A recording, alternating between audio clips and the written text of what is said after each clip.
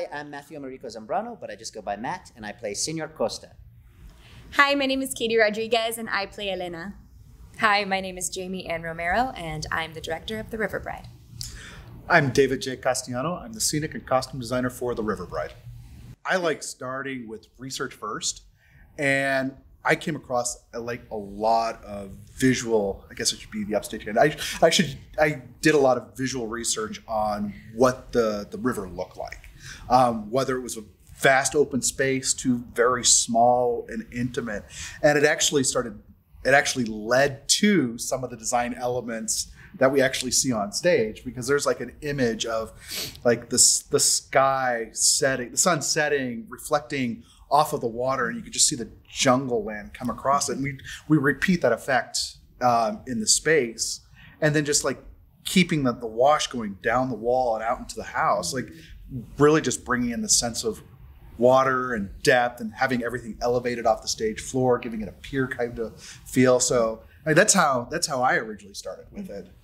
And I loved when we had our first initial conversation, you brought so many images to me right off the bat, which was delicious. And I mean, and you had this broad range too of very realistic images of the Amazon, married with these like magical realism, bright colors, high key images. And I think you married the two beautifully. Oh, thank you. And Jamie, I think you've done a really great job of keeping the river alive for us as actors, as always being something that is out on the horizon and a part of us, almost as if it's another character, like the seventh character of the show. Which I think is really important given how much of our story takes place in and around it. I think, especially for me, it's the theme of a fearlessness and love, and really surrendering to being in love and falling in love, and not tying yourself up in what could go wrong, in fear and hopelessness, but opening yourself up to love. Yeah. Yeah, I think that's true, 100%. And also like bravery and forgiveness. There's often, I noticed in our last run actually, how often characters in the show say, "Forgive me, I'm sorry." And I think, though that's not the central theme, it is interesting how much it comes up in that idea of finding the one and going for it, you know, or when you find the one, holding on to it and what's most important in those family bonds. Yeah, I agree. Yeah, and forgiveness not just for others, but for yourself as well. And I think, of course, love is a main theme of our show. And we had discussed this, that it's like romantic love, it's family love, and it's love for yourself as well, which you two are tackling beautifully. And I think, because the playwright also considers this like a Latinx version of a grim fairy tale, I also like the darkness behind it that comes in with like the colonialism and the effects of what we have done to indigenous culture life and how it translates to what we hear and see now. Well, Maricela says that it's a cautionary folktale for adults, which is really cool. Yeah. What is the line you say to Steph? You never look before you leap, or you never... Yes. Something like that. You don't look before you leap. Don't consider how your actions hurt those around you. Yeah. Yeah. But sometimes you have to leap and not look. I feel like my character, to a fault, looks too much before she leaves. Yeah. So, yeah. I love it because I am not a big fan of realism or naturalism. I get that daily. And for me, what about the story? What about the space environment that's really just heightened, that's really meant to bring out what we talked about the themes? Like, what are the cultural things that pop out? What are the things that are represented in the story? Like, we don't talk about the storms and the weather that is all through like the transitions and part of the different scenes, and just trying to capture that into a space that we could do with lighting, and like we could pretend that it's raining, but what can we do to pop it out to give it that vibrance is really what it is. Oh, sure. Yeah. And I think when tackling a play that has magical realism, I often tackle it the same way that I attack just a regular play as well, because although we have these heightened moments of magic, I do think we experience bits of magical realism in our everyday lives, whether it's moments of deja vu or coincidences that are just magical. And just this past summer, I got to meet one of my dear friend's brand new babies, and holding this 6-week-old baby was a magical moment, and it felt like time just kind of paused, and it was sparkly and it was magic. And so I think there's some rooted realism in that. It's in the name. Any opportunity we have to engage the audience's imagination, to not spell out everything, but leave some things open to them, especially in a fantastical way. I say, like, well, what do you think happened before that? Or you imagine that storm, or the thing that we're miming as we're pulling this in. You are creating that image in your head, and when you can do that, the audience gets invested, right? Because they're starting to see and they're engaging them in a way that they may not in other plays. And there's a freedom in things like that you're talking about, the miming and it's this freedom to play more, and it really does feel like when you were a child and you did play pretend, and you didn't have fish, so you pretended they were there. So I do love that. It always reminds me of getting to play when I was little. Yeah. And isn't that theater? Yeah, absolutely. Inviting an audience to come hear a story, and I think that's what brings us back to theater over and over again, is that sense of being a child and being read a story. I mean, that's beautifully displayed in Into the Woods as well. So yeah. I also think it's the language. The lyrical nature of what you are saying that's coming off the page. Like, we completely forget that you're speaking Portuguese through it, because it just flows so naturally that it just makes sense. And if it wasn't for that lyrical flow of language, we would also be stuck in a really rooted world. Oh, and Maricela's language, man. Yeah, it's beautiful. It's poetry. It's like Absolutely. water. I was trying to describe the play to my aunt last night, and I was like, there are parts of it that feel like a living Neruda poem. Like, there are parts of it where you can just sink into it and like let the words wash over you, and then other parts where it's like, all right, we got something to say, we got to get to.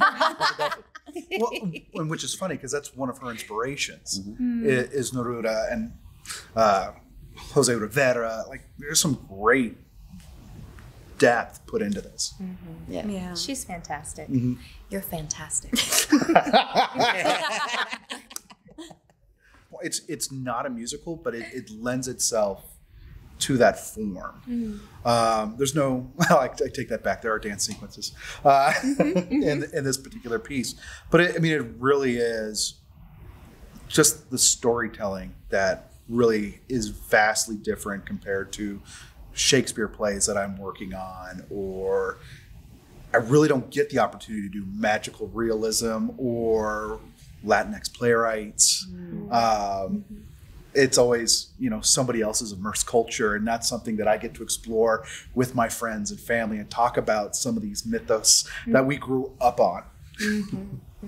I guess just to hop on what you were saying about, working on a musical, that in a way that it is kind of similar to this play too, because we had the conversation about how in musicals, when people get so full of emotion, the only thing they can do is sing. And it kind of feels like in our play, we get so full of emotion, or we're overcome by the magical moments are our moments to sing, and like the dance moment is our moment to sing.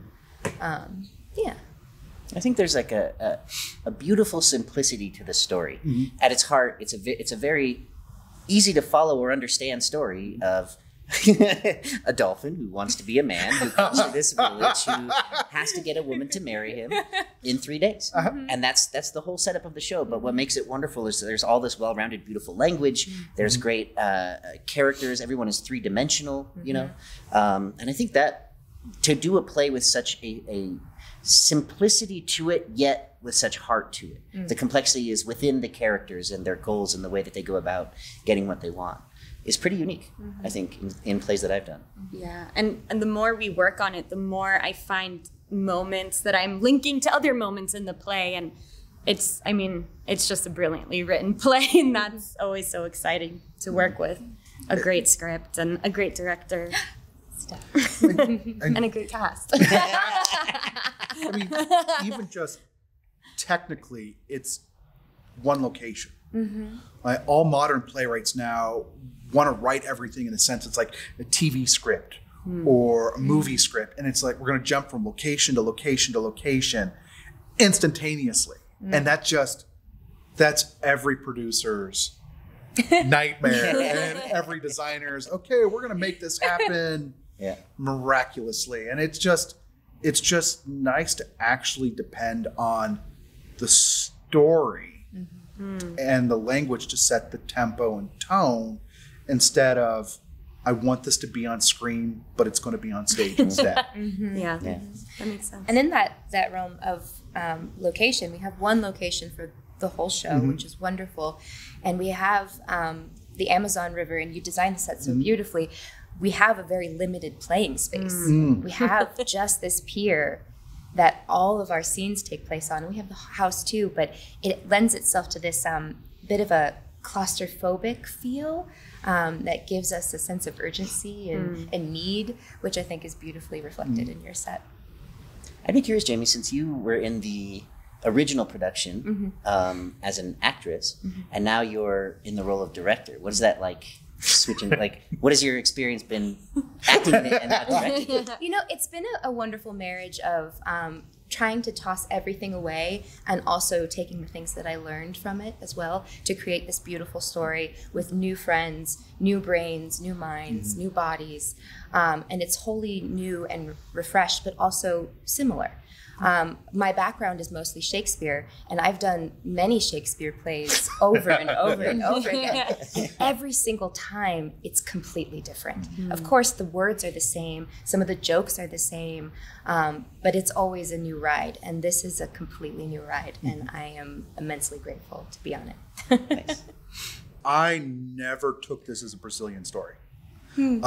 Primarily because I don't speak Portuguese. I am not from Brazil. And I knew this mythos story. Like, I knew the story 10 pages into it from a Spanish speaking. And people forget that the Amazon is also Bolivia, Peru, Colombia. And we label it as Brazil because that's where we put the border and not where the story comes from. And when we did the initial design presentation, I actually started off with the indigenous folklore that came about, and then how something that happened in the 18th century is what gave us the current version of what we see on stage. But it was, for me, going through like this Brazilian and then going back and talking to my family and friends, we started talking about, it's actually odd, like, because the other two plays I didn't know were part of the trilogy were actually stories that we talked about when we were talking about The River Bride, and how it encompasses not just each of the region's lore before colonialization took place, but how it kind of changed when that happened. And all three stories do that exact same thing. And we ended up going back and forth about, well, this is what we remember of this. This is what we remember of this particular story. So for us, it was more going back to us sitting around a campfire, telling stories, which is how all of this started to begin with. So, and like that's for me, that's how this started and how I started taking a look at that with my family and friends. Yeah, isn't that what theater is? Just telling stories to one another and passing it down. I grew up with my grandfather telling me stories of La Llorona, and he would tell them to me in first person, that he was a kid, he was getting chased by La Llorona, and I thought it was true for the longest time. And just the power those stories have over us as children. And I just remember begging him to tell me another story. And I think that's the beauty of theater and the beauty of this piece is it is a folk tale. It is a come gather around, a cautionary tale. And I'm really glad that we get to work on it. For me, my connection just right off the bat is family, always, especially, you know, I'm Cuban and I grew up in a very predominantly Cuban community. And it's just this idea of, for lack of a better way of putting it, just like word vomiting love on your family constantly. And I was so shocked, like when I went to college and I realized, oh, that's not how everyone is. And I realized that's a blanket statement. And there are families that aren't like that in my community, but at least for me and my close friends, it was always, and I feel like this family is so open with their not all of them, not all the time, but especially watching you and Gabriela, you guys are so loving and so loving to us as well as your kids, and to just see that's my initial connection with being Latina. Yeah, mine would be the same, actually. As a cultural touchstone would be the family. And that idea of, it made me laugh out loud when I first read the script, and within 2 minutes of Moises being in the house, we're like, stay with us as long as you want. Come to the wedding. You're the guest of honor. And just that idea of like, my family was very much like that. Like your aunties are going to throw this party for you. You need a new dress. Great. We'll get her on it. We'll get her on it. Right. Just that whatever needs to happen, we'll take care of it. Yeah. Exactly. Because the community is there for you. And that the family is the community. And especially like you were saying, Jamie, that we're in such tight quarters and such claustrophobic. We all live in one room that, you can't really escape that family. You have no choice but to embrace it. And the oncoming of Moises really throws things into chaos in that way. But yeah, for me, that the family connection, I think, was the strongest in that way. People forget home is where the heart is. And, your first line of defense is always your family. And I think right now, that idea of what a sense of family is kind of lost. So hopefully to see a family dynamic where they are closed in and stuck in and around each other, that even some way, somehow they learn how to deal and adapt and grow with each other,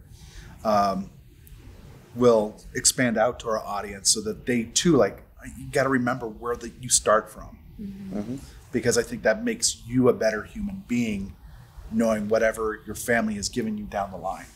There's a line that two characters say, which is, take a leap of faith. He asked me to take a leap of faith. And I think sometimes it's hard for myself, I can only speak for myself, to be brave and bold in a lot of different facets, in ways, in art, in making art, in going for the things that you want, in relationships and all that sort of stuff.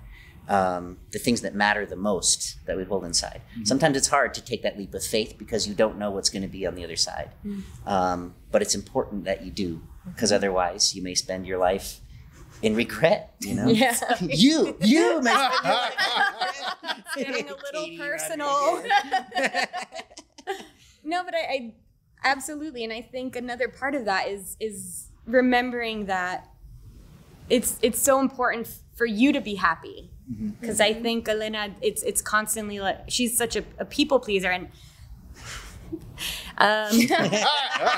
can't relate. But she is such a people pleaser that I think she truly loses herself in that. And throughout this play, little by little, she's reclaiming herself and going after what she wants and what's going to make her happy.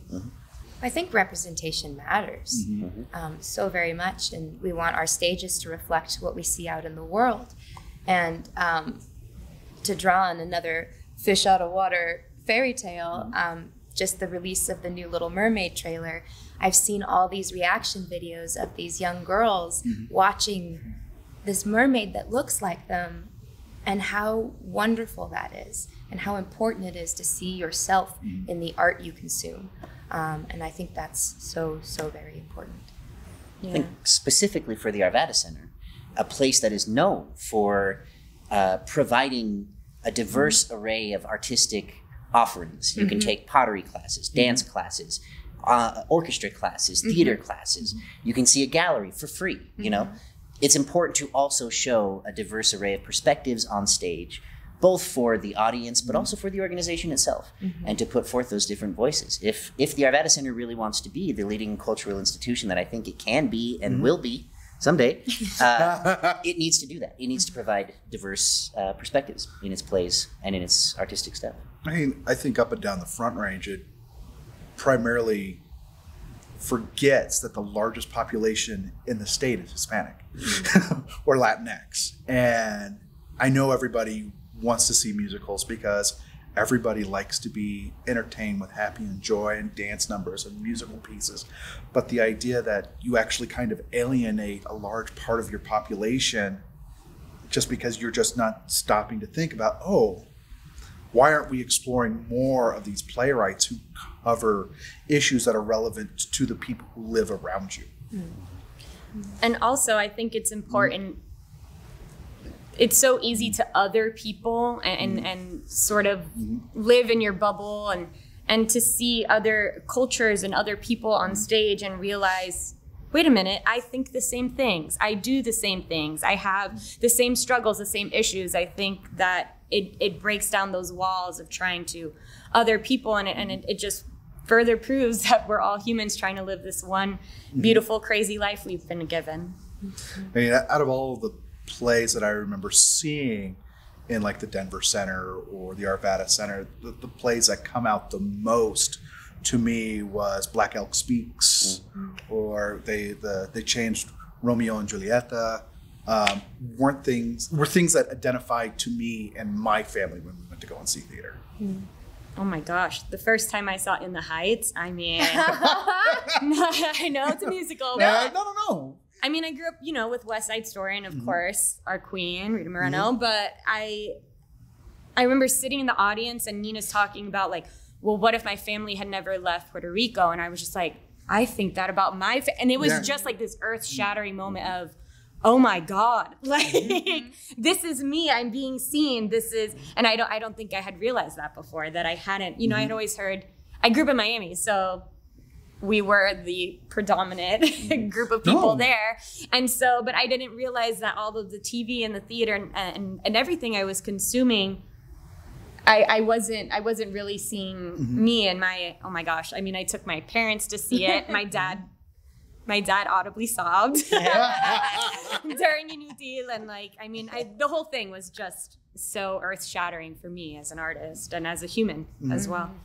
Yeah, I mean, it really wasn't until I saw works from Jose Rivera that I just got to really get into it. And I was like, there is a one-act Spanish play, and it was called The Vendor, and it's a Spanish translation of it, but I can't think of what that actual translation is, and it's.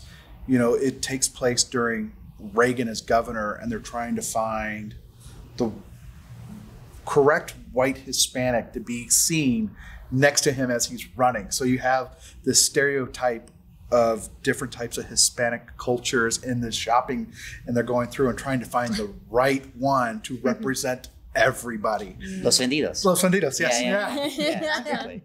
They had forensics in high school, actually. That's right. Also, like, as an actor, it wasn't until about 6 years ago that I actually had the opportunity to be in a show where the cast was predominantly majority Latinx or members of the global majority. And as an actor, that was a great gift. And to be able to be a part of a company where I could feel like I could bring my authentic self when for so long the opposite was true. Not that I wouldn't bring myself to any role, but there is something about being around people of a like-minded background and history that I think allows us to help tell that story, to help to boost that story in a way that is authentic and important.